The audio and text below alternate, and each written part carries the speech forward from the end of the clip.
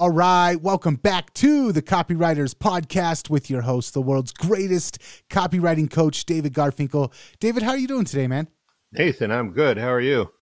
I am good, and I'm excited to be back on the air because we're returning to one of my favorite, actually, you know what, hands down, my favorite series, my favorite rabbit hole that we like to travel down on the Copywriters podcast, and I'm excited about it. Yeah. Well, like you said, Nathan, we're back with our Old Master series, and this particular episode is the last part of a four-part series, What Your Prospects Most Want to Know, and I'll add, what is it that they want to know right away, and whether or not you tell them might decide for them whether or not they keep reading. And the answer is still, what will your product do for me? But this time we're going to take it from a different angle. Up till now, we've talked about what your product can help them do, gain, or save. But this time, it's about what your product will help them be. And this is different and in many ways may go deeper than before because this is about identity. And now, be honest with me. Would you call this the identity statement of Copywriters Podcast? Copy is powerful. You're responsible for how you use what you hear on this podcast. Most of the time, common sense is all you need. But if you make extreme claims or if you're writing copy for offers in highly regulated industries like health, finance, and business opportunity, you may want to get a legal review after you write and before you start using your copy. My larger clients do this all the time. Okay, so here's what we're going to do today. We're going to go over 7 things Victor Schwab found prospects want to know if your prospect can help them be. What your product can help your prospects be. I'll show you how and why, and we'll cover some examples you're probably familiar with in general, like product categories, or in specific, like promotions, maybe you've heard of, maybe you haven't. And again, this is all from the book, How to Write a Good Advertisement by Vic Schwab. And before he wrote it, he had spent 44 years working in direct response advertising. He kept a lot of notes. Everything here is based on testing and very scrupulous observation with an eye towards what stimulates inquiries and generates sales. Inquiries and sales, the two mainstays of a business, and observations from the eye of a master, Vic Schwab. Ad Age magazine called Schwab the greatest mail order copywriter of all time. In 1941, he wrote a series of 5 articles for the old Printers Inc. magazine, and that series he wrote for them, it was titled How to Write a Good Advertisement. In 1961, he expanded that series into the book How to Write a Good Ad. This book is so important that my mentoring clients and I spent almost half a year going through this book in a special way I've developed. And this book is as good in its own way as Gene Schwartz's Breakthrough Advertising. In short, I'd say Schwab's book is a gold mine for copywriters. Also, a quick reminder, everything in this and the 3 previous podcasts in this part of the Old Master series come from page 47, the top of the page, the first half. That might seem like a lot of podcasts based on very little information. But remember, he spent 44 years testing and tracking ads and reviewing other top performing ads. So it is condensed practical wisdom. Now, let's get into it. What did Schwab say people like when you show your prospects your product can help them be? The first thing most people, at least those who are parents, want is to be good parents. It's fair to say it's tough being a parent. It's always been a hard job. I've heard it said that they don't give you an instruction manual, which is true in one way. It's not like when the baby comes out of the womb, the baby hands you a printed book of instructions, as far as I know. But in another way, it's also true, but only true in the sense that you don't just get one instruction manual, you end up getting many all at the same time, and they may end up giving you contradictory advice. See, back in the day when I was a baby and a young boy and a boy and a teenager, there was Dr. Spock, not Mr. Spock from Star Trek, but Dr. Benjamin Spock, who wrote the Bible of parenting, baby and child care. I think that was one of the many manuals my parents had to deal with. Another one was the spoken manual from my father's mother, Grandma. She was not always right, but she was never in doubt that she was right and relentlessly persistent. Plus, there were countless other manuals, influences, philosophies, ideas they had to contend with. I think my parents did a pretty good job considering what they had to work with. And I don't think I'm a special case. No, quite to the contrary. I bring this up because I'm pretty sure every parent goes through some version of this. And one of any parent's greatest fears is that they're not being a good mom or a good dad, or not being good enough anyway. Since nobody really knows what to do most of the time anyway, even if they are sure that they do, kids will always provide enough random, unexpected results to lay that idea to rest, which means anything you, as a marketer, as a copywriter, can offer to help parents feel more confidence that they're doing a good job, doing the right thing, will be appealing to a huge number of people. You could be offering a book or a course about parenting in general, or one aspect of parenting. It could even be something that doesn't initially seem to have anything to do with parenting. But you could make the case that by learning a particular skill from a course you sell, you will make them a better role model for their kids. Even if you had a course on fly fishing, doesn't seem like that has much to do with parenting. But if mom or dad is going to be a fly fisher person, surely they would want to model this properly for little Jimmy or Susie. You see, you can put the being a good parent identity in there as one of your benefits. Maybe not the main benefit, but if nothing else, a good excuse for the parent to buy the course. Well, when Jimmy wants to learn fly fishing, I'll be better at it, so I'll be a better dad. And in the world of technology, we've already talked about nanny cams in a previous podcast. Some parents fervently believe they will be a better parent by keeping an eye on their kid every waking and sleeping moment. I don't know how you watch a football game while you're also monitoring the nanny cam, but I bet there are people who figured that out. And how about youth sports coaching? Any product or service that will help a parent be better at that can take advantage of this desire. So that's the first one, the desire to be good parents. Nathan, what say you? Uh, First of all, fly fisher person, very politically correct way to address the term. Uh, I'm also thinking of a lot of like SUV or minivan commercials where it's all Mm-hmm. about the safety, the mom showing up to pick up the kids after soccer practice and how great of a mom she is because she can handle half of the team. She can get them in there and they can go have their pizza party after the game.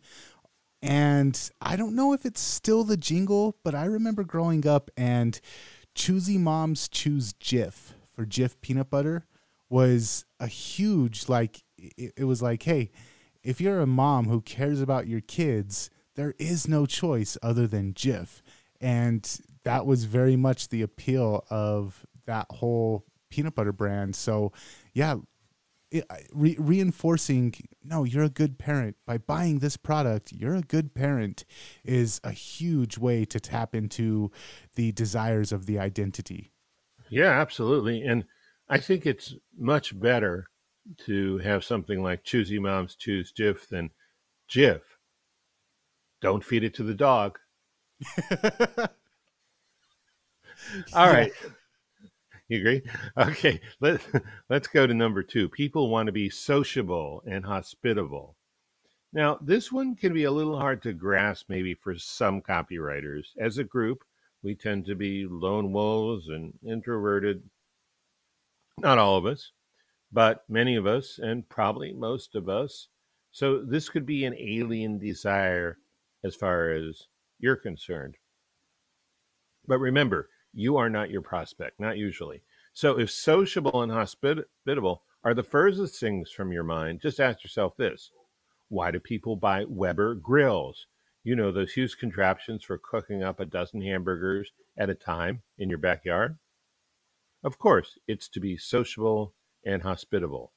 Now, men can get very competitive about their grills and their grilling ability, but that just goes to show you that competition and sociability go hand in hand, like a hot dog and a bun. Another example of this motivation: breath mints, very popular among social people, so their breath smells just like a sprig of fresh mint. Also, did you know, and I got this from a book by Rory Sutherland, who works at Ogilvy in the UK, 95% of toothpastes are mint flavored. Is mint a known preventative agent to fight against tooth decay? I think not. I think it's for breath freshening, sociability. Now, let's turn our attention to home building and real estate. Have you ever heard of a guest bedroom? Of course, everyone has. Well, most people have. Guest bedrooms are just a marketing name the developer or the realtor gives to one of the bedrooms to acknowledge how hospitable the future homeowner will be. It sounds so much more sociable than third bedroom or fourth bedroom. Two more things to spotlight: the natural human desire, at least among extroverted humans, to be sociable, tailgating at football games, and party planner businesses. Always consider how you can help your prospect see they would become more sociable and hospitable when they have and use your product. Nathan, what do you think? I wonder how much of that goes back into our kind of primal tribal mindset, where we want to make sure that we're a valuable member of the community so that the community doesn't leave us in the event that we're running from a saber-toothed tiger and we trip and fall. We want to make sure that we have that goodwill built up with the tribe so that they pick us up and carry us away from the saber-toothed tiger. I wonder how much of that goes back to that part of the hidden subconscious brain. I would say all of it. That's just the way I think. But yeah, I agree with you. Yeah, good All question. right. What do we got next? Okay. Oh, you'll like this one. The third thing people want is to be creative. So, a while back, and I really think this was a while back before social media exploded, um, and everyone had their own TV station, right? Friend of the podcast and A-list copywriter Richard Armstrong made one of those offhanded comments you hear from marketing geniuses when they're clearing their throat or seemingly commenting on the weather. But it was brilliant. And he said, these days, the most dominant urge among people was self expression. I told him it was brilliant, but as I remember it, Richard just shrugged his shoulders and cracked a joke. I still think it's brilliant. It was a great reading of the Guidegeist. The guide, the Zeitgeist. I knew I could say it. Taking the world cultural temperature accurately. We could get very meta here, but let's keep it in the realm of marketing. The urge to be creative and to express that creativity is something a lot of people have, and something that as a copywriter or a marketer, you can definitely cash in on. So, to start with, guitar courses. I've bought a few and had a couple been gifted by a couple by friends who market their own courses. So not only guitar courses, but other artistic courses too. Look at online provider Masterclass. Almost all of their courses are about one form of artistic expression or another. And I think they even have two guitar courses in there. I even sped through a different one from the voice acting teacher on Masterclass to prep for the voices in last week's show, The Five Monsters of Copywriting. Here's a rogue thought, just an idea. A lot of people go into business not so much to make money or even to be free from a job, so much as to express and realize their vision. It's kind of like they are painters, but their business itself is a combination of paints, their brush, and canvas.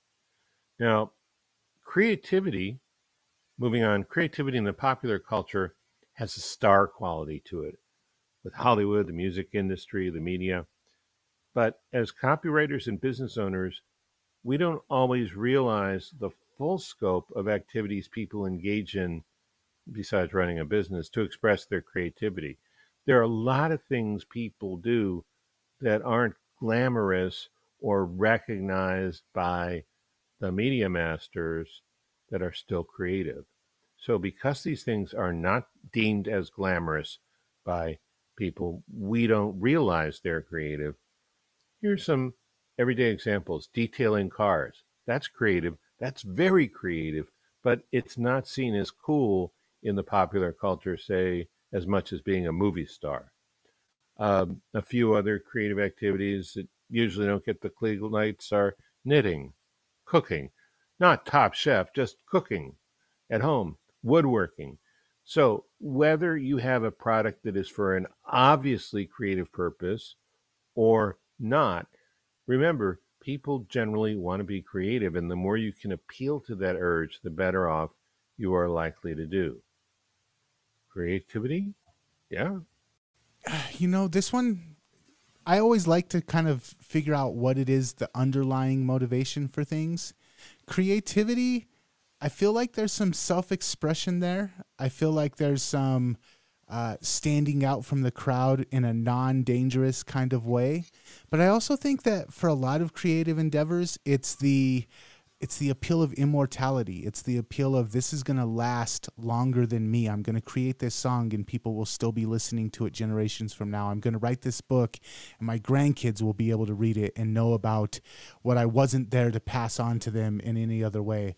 So I don't know if there's any specific, like, one size fits all way to tie that into your copy, but I think to understand that that is one of the underlying motivations for creativity is very important. Yeah, I think that's a really good point in people taking pride in possessions. If you like woodworking and you create a chair that you know will last through the generations in your family, that proves your point. In a, we call it mundane way, I would just say everyday way. Um, but the primal urge is there. So I agree with you. I think it's a really good point. All Yeah. right. All right. So the fourth thing people want is to, oh, I just mentioned this, is to be proud of their possessions. Proud of their possessions.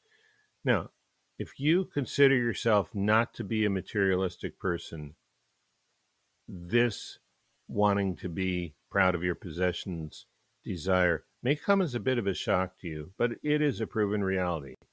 Let's start with the obvious luxury items: Rolex watches, Mercedes cars, Hanma golf clubs, which, in case you didn't know, go for $75,000 a set. Yes, people really buy these. 14 clubs for a cool 75 grand. But possessions don't have to be expensive for people to be proud of them. Think of family heirlooms, an antique grandfather clock, for example, jewelry that has more sentimental than monetary value, quilts. Some people will even proudly show you a cast iron skillet that grandma used to use if you come over to their house. Don't get them mad at you, though, because those things really pack a wallop. Have you ever heard of the Franklin Mint? They basically sell things with the intention of having those things become prized possessions: commemorative coins, medals, dolls, sculpture. If you're a military veteran, you may cherish your service uniform. A question I really don't want to ask you is, can you still fit into it? People covet their trophies and awards, even, say, from sports in high school. Of course, you couldn't sell them those at this point in time. That's something that happened in the past, not if they're authentic. but you could sell them a display case or lighting. And oh, let's not forget guitars. I have no idea why I brought that up. Okay, I do. Someday I would like to hire a squad of cheerleaders to come over to my place just for one cheer for about 30 seconds. We're proud of our guitars. We're proud of our guitars. Ah, what a fantasy. Nathan, what would you like to add about people being proud of their possessions? The only thing that I can add to this that you didn't really touch on is the power of collectability. When you can make something, one of the guys that I'm working with right now, or that I've been talking about some of his business stuff with him, he runs a cannabis seeds company where he breeds seeds for specific cannabis strains, and they launch their seeds quarterly. They launch them they'll put out like 3 or 4 seeds. They launch them as part of a collection. So people want to get, even if they don't plan on growing 1 or 2 of the strains, they want to get all of the ones that were launched as part of that collection.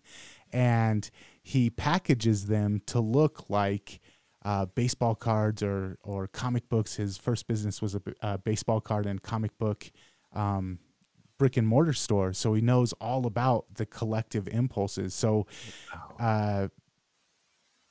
just the idea of possessing something and having to possess every version of it or all of the ones that came out as part of this launch. I remember back when McDonald's used to put and maybe they still do, the toys in the Happy Meals, and people would go buy a bunch of Happy Meals just so they could get the whole line of the Batman toys that came out for the 1980s Batman movie. Collectability, if you can figure out a way to incorporate collectability into the selling appeal in your copy or into the positioning of your product or service, it's for the right type of person. It's a very powerful appeal. Yeah, great point. And boy, that guy is smart. I love what he's doing, packaging the seeds like baseball cards. That's pretty clever. Pretty good. Okay, let's go to the 5th thing people want to be, according to Old Master Schwab, and that is influential over others. In case this isn't obvious for you, let me update it to 2021 and see if this doesn't instantly turn on a light bulb in your head. 3 words: social media influencers. I had a young and very intelligent person working at a company I was doing some training for ask me, do you think social media influencers will make advertising completely irrelevant? I don't know if she was kidding, but I'm kind of worried that she wasn't. Look, people have wanted to have influence since the beginning of time. Well, human time anyway. The great Madison Avenue advertising pioneer David Ogilvy wrote in one of his books, speaking of the ancient Greeks, when Aeschines spoke, they said, how well he speaks. But when Demosthenes spoke, they said, let us march against Philip. Now, that's influence. Anyway, you can use people's desire to be influential in your copy in a number of ways. The most direct way is in books, seminars, and courses on persuasion. But there are less direct ways to use this desire as well. In the marketing space, you've probably noticed some mastermind groups imply that you will become more influential when you join. In a few cases, I've seen this to be true because some of the other people in the group will give you the status and influence by the power of association. Now, let's look at it in an even more direct way than before. For people who equate physical dominance with influence, some bodybuilding courses use this desire people have as one of their selling points. The desire we'll talk about at the end of the show dovetails with influence, so I'll save one example I might have used here for that in just a few minutes. So Nathan, any thoughts on the desire to be influential over people? All I'm going to say is that was a very big part of why I got into copywriting in the first place. Was I was failing. I failed 4 businesses in a row. And I said, I need to learn how to sell. And in order to learn how to sell, I need to learn how to influence people. And so for me, I can't deny that the desire to influence was probably one of the biggest motivating factors for why I got into this line of work in the first place. Well, that's a really good point, and it certainly does help you have that. So that could be a selling point for learning copywriting. Uh, Well, I'm betting probably 99.99999% of our listeners are thinking to themselves, "Yep, I got into copy because I wanted to learn how to influence." yeah, probably. I mean, that is why most people do it. All right, number 6, the desire to be efficient. I guess about every technology innovation plays on this desire. Most people want to be able to get things done more quickly. For some people, it's so they can get more done. For others, it's so that they can spend less time working and have more time to do other things. In any case, this all boils down to efficiency. A great example is the app called Slack. A team of volunteers who call themselves Ragtag wrote a piece on Medium, which says in part, Slack is like a chat room for your whole team. It is a computer application that was created as a way for organizations to communicate, both as a group and in personal one-on-one discussions. You can communicate as a group through channels or privately via direct messaging. It is an awesome tool to help you organize. Slack makes communicating easy and fun. Hmm. Sounds like the kumbaya of project management software. But in terms of efficiency, here's a gem from the article.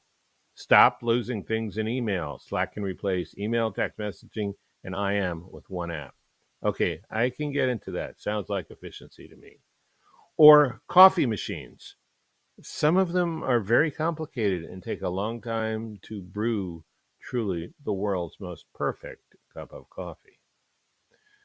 Then there's the Cuisinart Grind and Brew, which you can get on Amazon for only $214. It grinds and brews and makes up to 12 cups of coffee. Very fast, I think. Just pour the stuff in and push the button, and you're off to the races. Now, I was mentioning this to my girlfriend yesterday as I was working on this podcast, and she said her mother has that exact model. And her mother's very sociable. All right, moving into copywriting again. How about templates? I once had a product called Copywriting Templates, and I may release it again in the future. Right now, it's off the market. It makes writing copy easier and faster. Efficiency. You can probably think of a lot of things that make everyday activities faster. Home appliances, an automatic dishwasher, a clothes washer and dryer, a microwave oven. You get the idea. People definitely want to be efficient. The question you got to ask yourself is, how can I show my prospect that my product will make them more efficient? That should help your sales. Nathan, what's up with efficiency? I think you nailed every point of it. I'm just going to say that copywriting templates and an interview that you did on Hard to Find Seminars promoting it was how I first discovered you. And that interview changed my life. Obviously, we're working together now, so it changed it in that way. But when I went through that interview and it itself was a template, you kind of went through and made the interview a template as well. Man, it opened up so many like locked doors in my brain and made my copywriting so much faster and more efficient. And at the time I was like, dude, I got to meet this guy, David Garfinkel. And now we're here. So all I could say is that product was amazing and that idea was amazing. And I think that you tapped into something more than you gave yourself credit for when you brushed over it during this segment of the show. Well, thank you. I'll take it, and to be efficient, we'll keep moving. Okay. Number 7, finally, what people want to be is recognized as an authority. This one is so obvious I almost didn't include it, but so important I couldn't leave it out. Not point number 7, but what I'm about to say. Let's start with this. Why do people write a book? Yours truly included. Nathan included, I imagine, unless you tell me otherwise. Right in the title of the person who writes the book is the root of the word authority. author. Both of them come from the Latin root auctor, which means originator or promoter. But regardless of all that fancy academic stuff, when you write a book, 9 times out of 10, you do become an authority on something by dint of the information you had to gather, organize, synthesize, and present. And of course, you get all the recognition.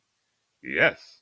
So let's look at other things that people put effort and resources into getting or creating for, among many reasons, to become, in other words, not the only reason they do it, maybe, but one of the reasons they do it is to become recognized as an authority, and that's professional degrees.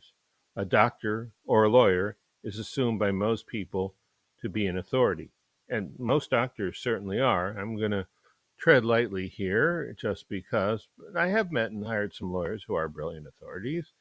I'm not saying the only reason these professionals do this is for the recognition, but it definitely comes as part of the package. So the one thing I left out a couple of steps ago from influence over others is public speaking. Many people are afraid of it, but many people are willing to do it because of the influence being the person in the front of the room conveys. As someone who's done it more than a few times, I can testify that it does make you seen as a recognized authority. Of course, if you haven't done your homework, you'll get found out soon enough. Enough said about that. The point being, if you want to be recognized an authority, don't follow the formula of fake it until you make it. That's not going to work here. Better to become an authority first and then go for the recognition. So that's all I got on this one, Nathan.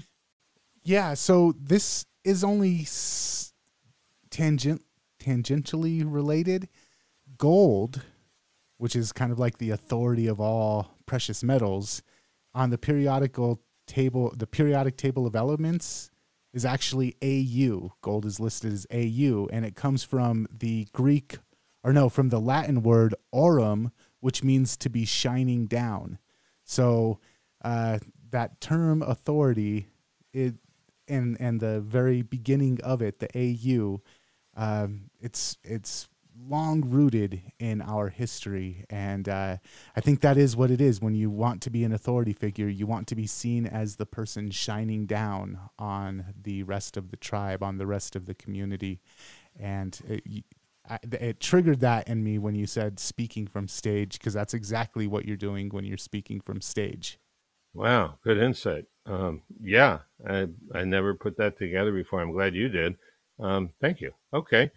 All right, so let's recap, and we're out of here. The 7 things Vic Schwab said your prospects want your product to help them be, and if you can just get one of them in your pitch, you're doing fine.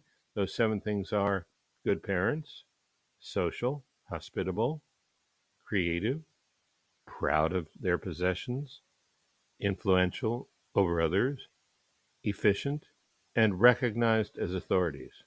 And the book is called How to Write a Good Advertisement by Victor Schwab, and we can put a link in the show notes for the Amazon. Absolutely. I want to say I had fun doing this episode. I think this has been one of the better episodes in the series. And I also want to give credit to the book. You recommended it, and I went out and got it and listened to it on Audible. And so many gold nuggets in that book. I've listened to it 5 times now, and every time I'm writing down new little gold nuggets that I'm finding in it. I thought you told me you were going to get the print edition because there were some things in there that no matter how closely you listened, it was too much information. No, you decided not to? I have not gotten the print edition yet, but I have gone through and listened to it 5 times so far. Wow. So, all right, David, thank you so much, man, for putting this episode together, and also for bringing this book to my attention and to the attention of the listeners. And if you want to check out more episodes of this podcast, head on over to copywriterspodcast.com. And anything else before we're out of here? No, just, if you're watching this on YouTube, please like and subscribe. Awesome. All right, man. Until next time, we'll catch you later. Catch you later.